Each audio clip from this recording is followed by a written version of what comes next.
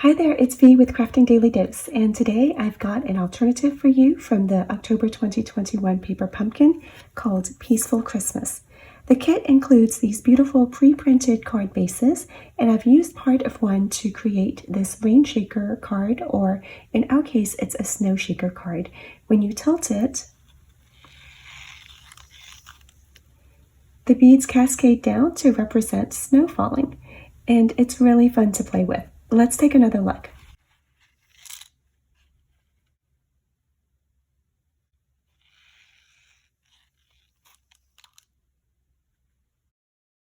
Isn't that so cool? This type of shaker card was originally developed by Dovalo at Bagatelles de Papel, and I've got a link to her original video below. Now, I love this type of card, and I've made several before, so I've got some tips for you about how to get the beads on there. I'm so excited to show it to you, so let's go ahead and get started. From the kit, I'm using one of the printed card bases. Actually, I only need less than half of one, and I'm using the Noel die cut. I also have a piece of basic white cardstock that is 3 1/4 by 7.5 inches. This is going to be for the inside message panel. I'm using basic black for my card pieces. The card base this time is a little bit different. It is going to be 7.5 inches by 8 inches high, and it's been scored down the middle at 3 3/4 inches. Now, when you have this opened up, it looks almost like a square, but it's not quite. It's a little bit shorter in the width than it is in the height. So when you're going to make that score line, just double check your measurements and make sure that you are scoring along the correct side. And it's going to be folded like this. Now, I chose these measurements so that we can maximize the use of the beautiful printed card panel that came in the kit, and also so that it would fit comfortably inside of a business envelope so that you don't have to go searching too hard for an envelope to fit it. We've got 4 more pieces here. Each of these is 3 1/4 inches across by 1/2 inch high. These two are 3 3/4 inches across by 1 3/4 inches in height. Now I'm going to be using a good amount of foam in this card. We need the foam in order to elevate some of the pieces so that there's room for those seed beads to slide up and down freely. You can use the dimensionals that are in the kit. I'm going to be using a combination of the foam adhesive sheets and the black version of the dimensionals. Now I'm choosing the foam adhesive sheets because it's easy for me to cut this into strips. It's a little bit easier to use. And I'm using the black dimensionals because they're going to be less obvious against my basic black cardstock. It's nice because both of these are the same thickness, so you can use them interchangeably. In each pack, there are 2 sheets of the regular size of dimensionals and 2 sheets of the mini dimensionals. For the shaker part, I'm using size 11 seed beads, invisible thread, and a floss threader, and I'll talk about more of all of these when we get to that part. I'm eventually going to cut a whole bunch of slits along this strip. So I first want to draw some lines to act as a guide. I want to draw a line that's going to divide this in half, and I can do that with a ruler, but I also want to show you that you can do that with your trimmer as well. So I'm going to turn my piece this way, and my line is going to be 1/4 inch from the edge. So I'm going to put my piece at 1/4 inch. And actually it's 1/4 inch from each side, so it doesn't matter if you're focusing on the right or the left measurements, it should be the same. I'll close down my guide, and then as long as I have something that can fit into this groove, I can go ahead and mark it. I'm using a mechanical pencil, so there's a nice pointy tip there. I'm just going to put my pencil into the groove and mark it up. And it doesn't have to be too precise for this. You just want to do the best that you can. I'm also going to draw some lines at every 1/4 inch. And each of these vertical lines on the trimmer represents a 1/4 inch. So I'll use that to know where to make my own guides.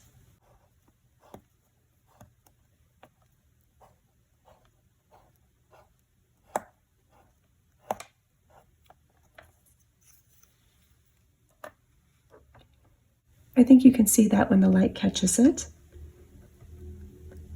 Now I'm going to come in with my snips and I'm going to cut from the bottom edge to that horizontal guideline, right along all these little tick marks.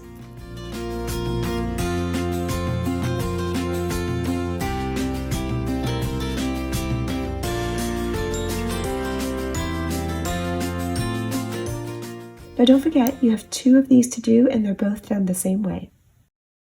While I have the trimmer out, I'm also going to use it to mark my card base. I've already cut and scored it, and now I want to mark at 3/4 of an inch from both the top and the bottom edge. So I'm going to put it at 3/4 of an inch using the measurement here on the right. And I'm just going to mark this most of the way.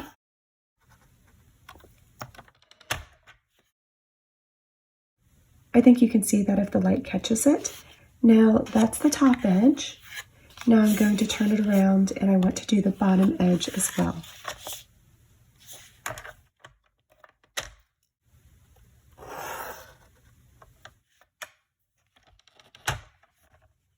Those lines are going to later help us place the guides for the beads. So here's one of my strips all cut up with those little slits every 1/4 of an inch. I have a piece of the foam adhesive sheet that I was showing you earlier, and I've trimmed it down to 1/4 of an inch. And what I'm going to do is I'm going to place it on this strip on the part that does not have the slits in it.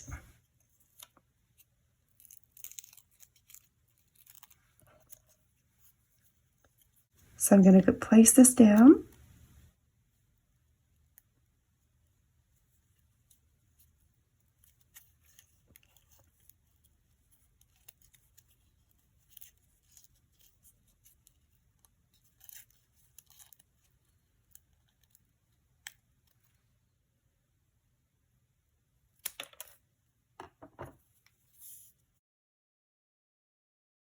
The slits are still open, but now I have foam underneath part of it to support it. Once I've put foam on both of these pieces, I'm ready to put them onto my card base. So one is going to be for the top and one is going to be for the bottom. And for each of these, the lower solid edge is going to go up against the guideline that we had drawn earlier, and the more fringe part is going to be closer to the edge. So I'm going to go ahead and take off some of this backing here, and I'll hold this up closer so you can see. Here's my guideline. This piece is a little bit shorter than the width of our card base, so there should be a 1/4 inch gap on either side. So I'm going to center this horizontally, and I want this bottom edge to be sort of against that guideline. So I'm just eyeballing where that 1/4 of an inch is. That looks like it's going to be pretty good. Maybe scoot over just a little bit here.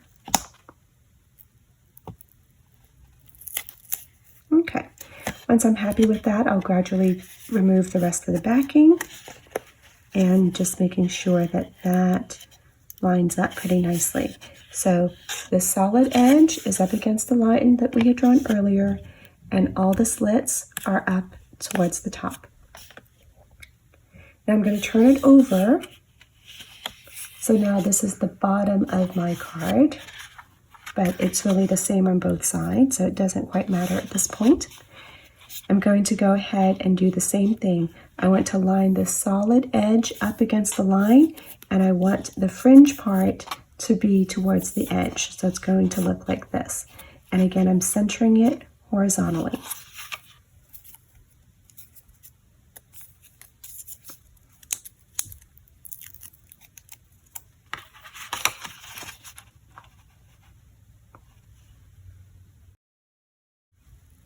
So like that.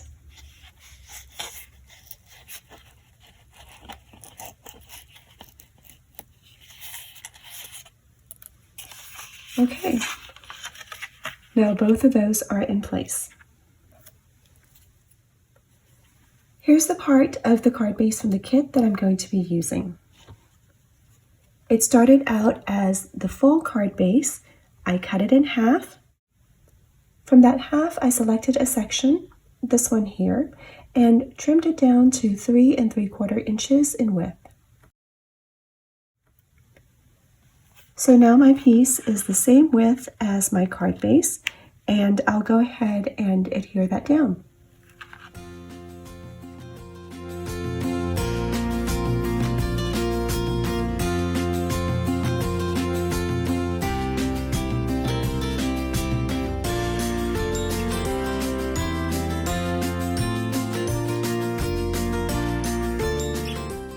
Once I have my Stampin' Seal on, I'm going to go ahead and center this vertically between these two pieces.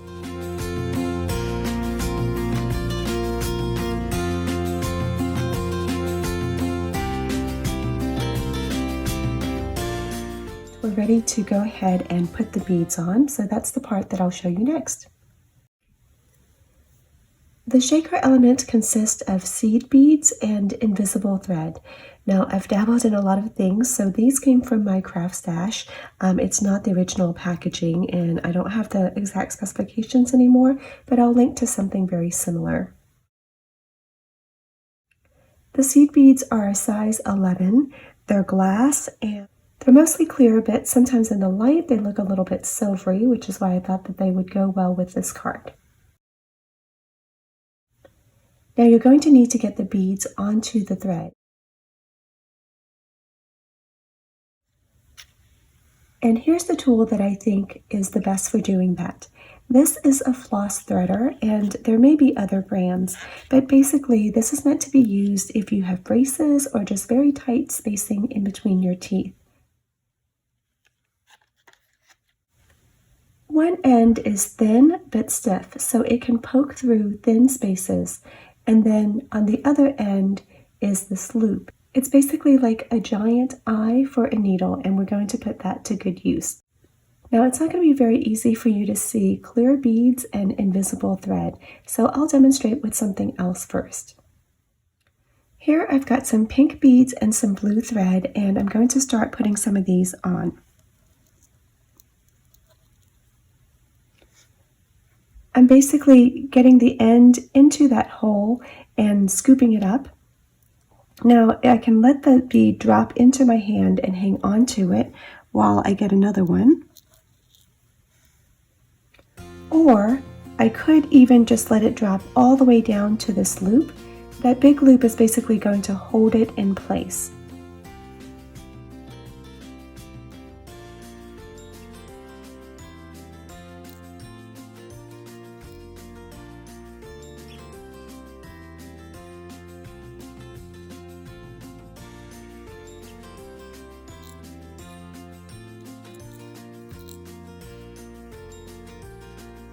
Can you see how that works? I'm going to get some more on there.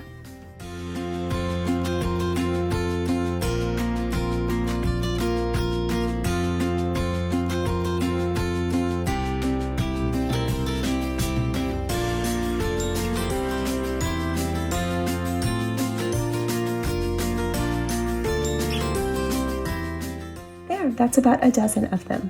Now for size 11 beads, which is what I'm using, a dozen represents approximately 3/4 of an inch, which is the amount that I want for each column of beads. So once I have 12 on, I'm going to transfer that to my thread.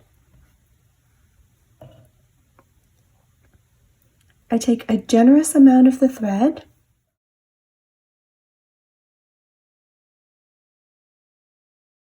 and I'm going to put it through this big loop here. So now here's the tail of my thread, and the other end is still connected to the spool.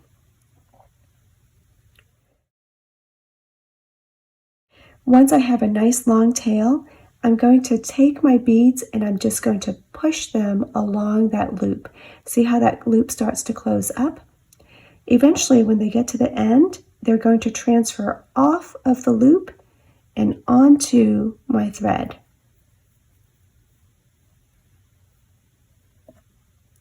I'm going to keep pushing the beads down. Once they get past the tail, then you can pull the thread out of the loop on the threader. And now no more beads on the threader. They're all on the thread itself. And they're all heading towards the spool. This way, even if I drop the end of the thread, it's really unlikely that all of the beads are going to come flying off. So that's one column worth of beads. We need 12 columns overall, so we'll do that 12 times. I'll show it to you one more time.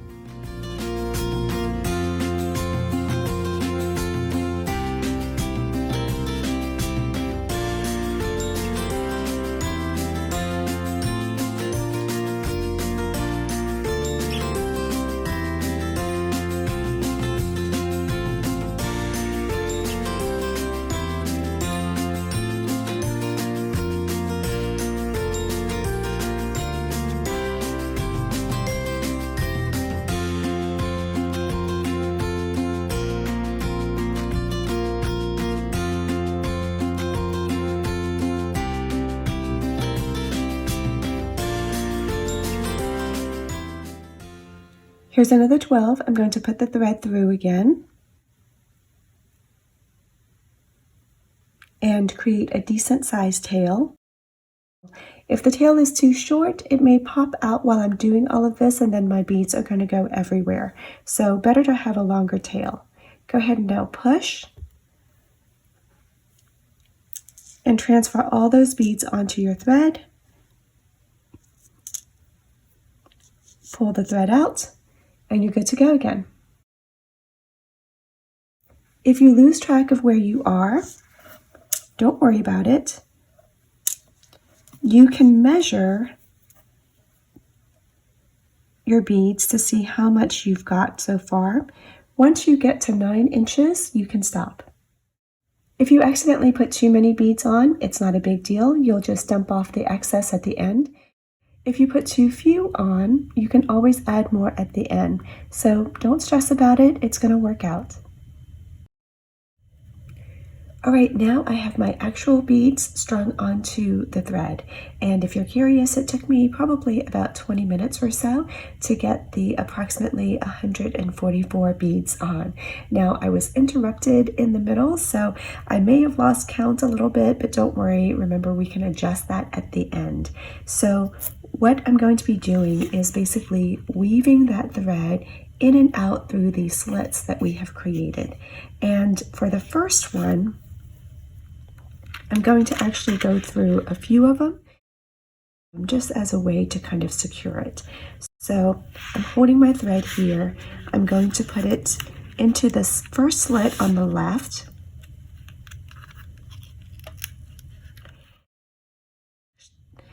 And then I'm going to go under the next little tab and bring it up through the second slit, down through the third,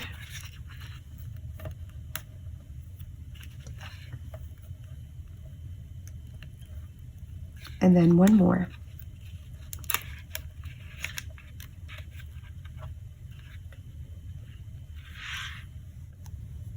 Then I have a little piece of tear and tape, and I'm going to pull on this until I don't have quite as much tail left. And I'll use my tear and tape to secure it down to the bottom part of this guide, the part that does not have any of those slits in it.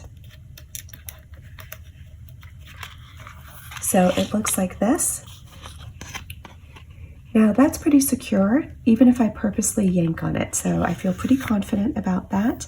What I'm going to be doing now is I'm going to be pulling in the beads from the string a little bit at a time for each section that I need. So I want 12 for each section. So I'm going to start at the beginning here, and I'm counting off by 3. So that's 3, 6, 9, 12. I'm going to push those 12 beads forward and bring them up closer to my guide. Once they're in place, I'll take my thread, and now I'm going to weave it down in the bottom slits. So I'm going to put it through this first slit, I'm going to bring it under the second tab and then bring it up through the second slit. So I'll give you a closer look at that. And a closer look at the top as well. Now I'm ready to work on my second column of beads, so I'm going to do the same thing as before. I'm going to count off 12. 3, 6, 9, 12. Going to pull them forward. So now they're part of the second column here. Going to bring the thread to the top and I'm going to weave it in. So in through that second slit, under the next tab, and then out through the next slit. And I'll keep repeating this process, pushing up 12 beads at a time.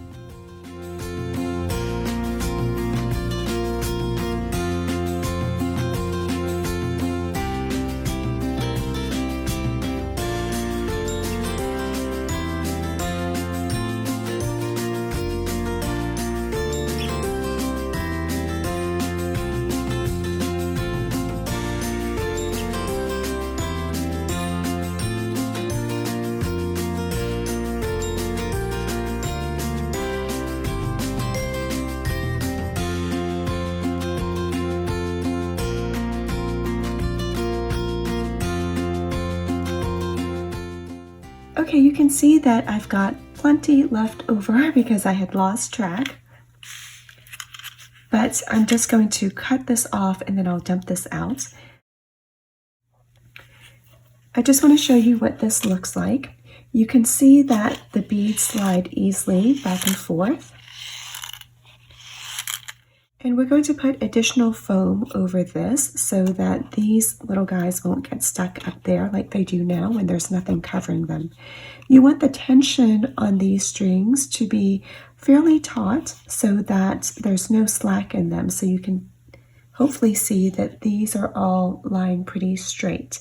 However, you don't want the tension to be so much that you're pulling on the ends and making the card bow up like that.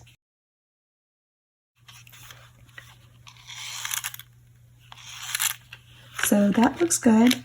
I'm going to cut off my end here.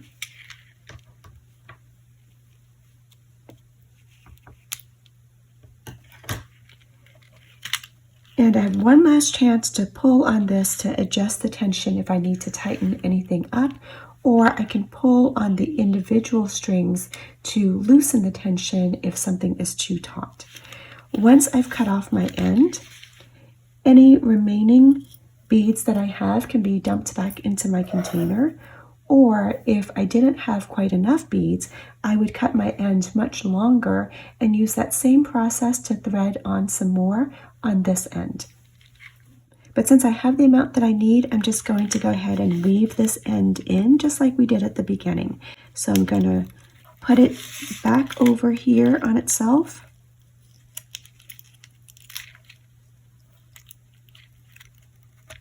Go down through that slit and under the next tab.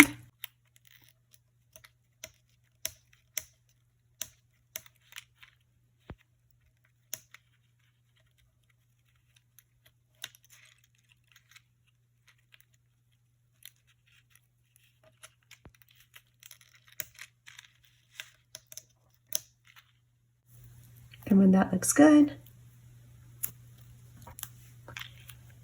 I'll secure it in place. And this time it doesn't matter if I cover up the slits with the tearing tape because I've already woven in the ends that I need to.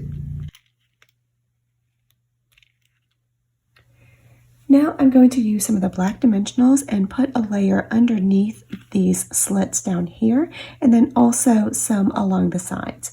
Then I'm going to put a second layer over everything, and I'm using the black because it's going to be a little bit less obvious against my background, at least around the edges.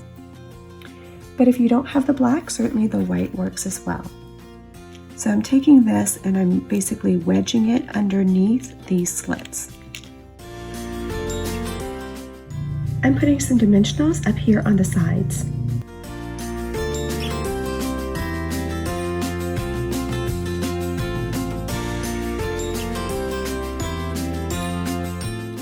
Now for the second layer of dimensionals.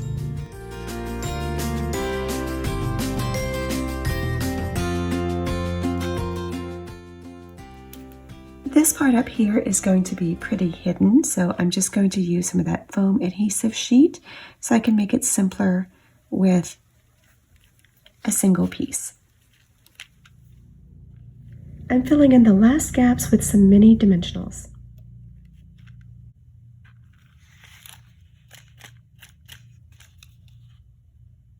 And now I'm going to make sure that everything slides nicely. If I'm happy with that, then I'll go ahead and put dimensionals up on the top side in the same way. Here's what it looks like when both sides are done. And if you're wondering, I removed the backing off of the tear and tape that was holding down my invisible thread. And then I just put the foam right over that. Now this part is optional, but before I go on, I've got my little bag of anti-static powder. And I'm just going to dab it along these edges here with the backings still on the dimensionals. And this is going to take care of any stray adhesive. That's going to help clear any sticky spots that might otherwise trap the beads as they try to slide up and down.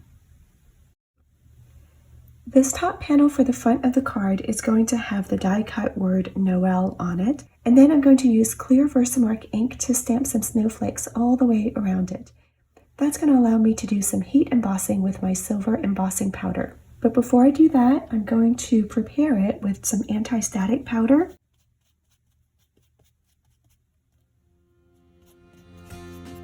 As I stamp around, I'm changing up the angles a little bit so that there'll be better variety in the snowflakes. I'm stamping on my silicone mat because it gives me a little extra cushioning and also because it protects my surface since I'm stamping off the edge.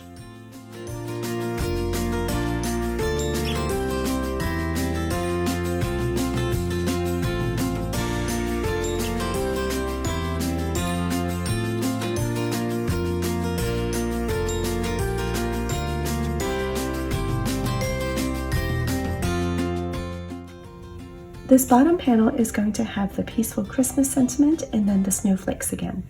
The Versamark takes a long time to dry, so you have time to stamp all 3 pieces before adding the powder.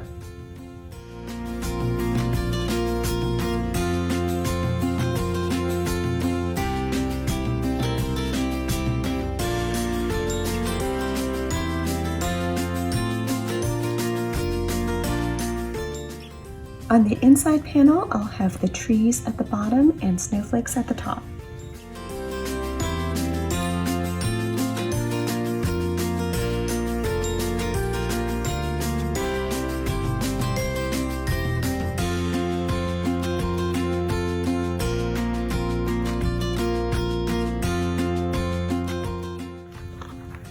Now I'm going to add the silver embossing powder, and I have my coffee filter out in order to catch any extra.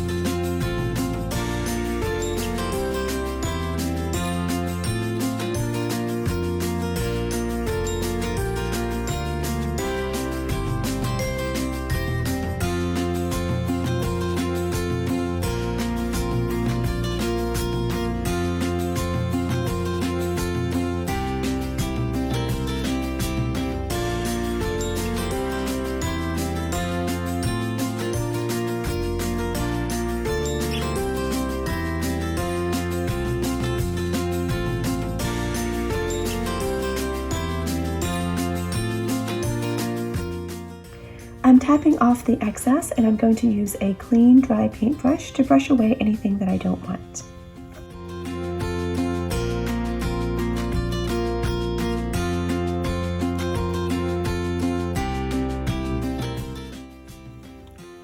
I'm going to go back and stamp in this little bare spot that I see now, and then I'll be ready to heat emboss.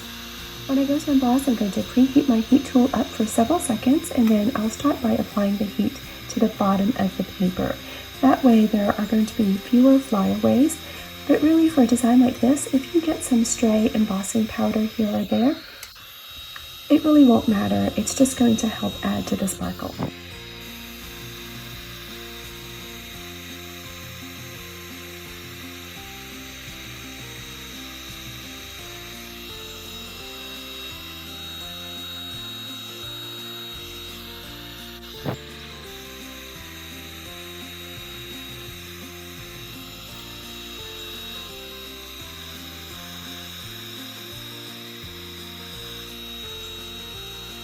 And now we're ready to assemble.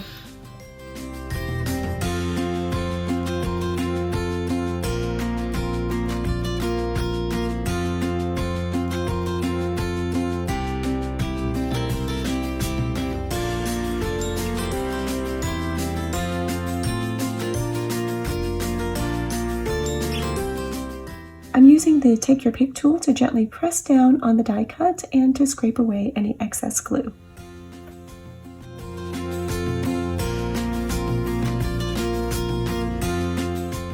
I'm going to take off all the backing here.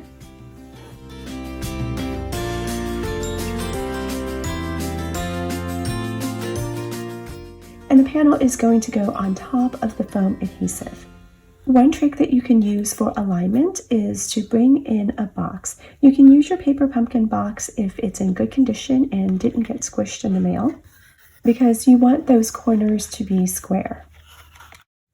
So I'm putting my card right into that corner so that it's flush, and I'm checking to make sure that that corner looks like it's square. Then I'll bring in my panel and I'm going to put it in flush against that corner as well. And then I'll start to lay it down right at the corner. And if everything looks like it's coming together nicely, then I'll go ahead and gently lay the rest of it down.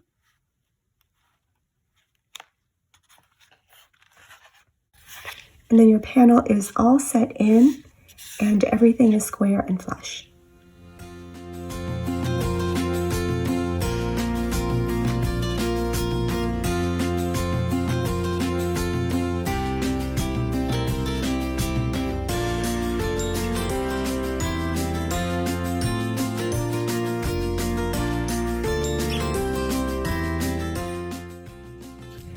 Now I'm working upside down so that you can see what I'm doing. So in my case, I have to turn my panel upside down as well.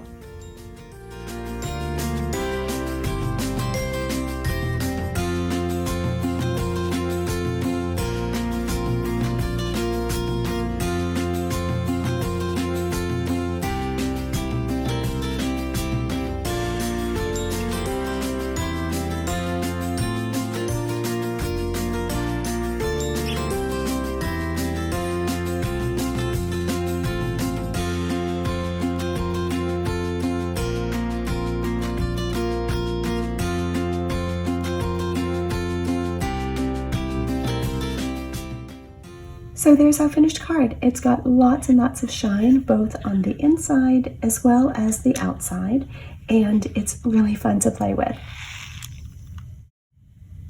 I hope that you've enjoyed this dose of creativity.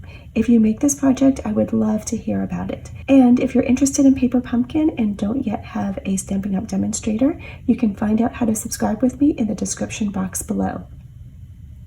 I hope to see you again next time.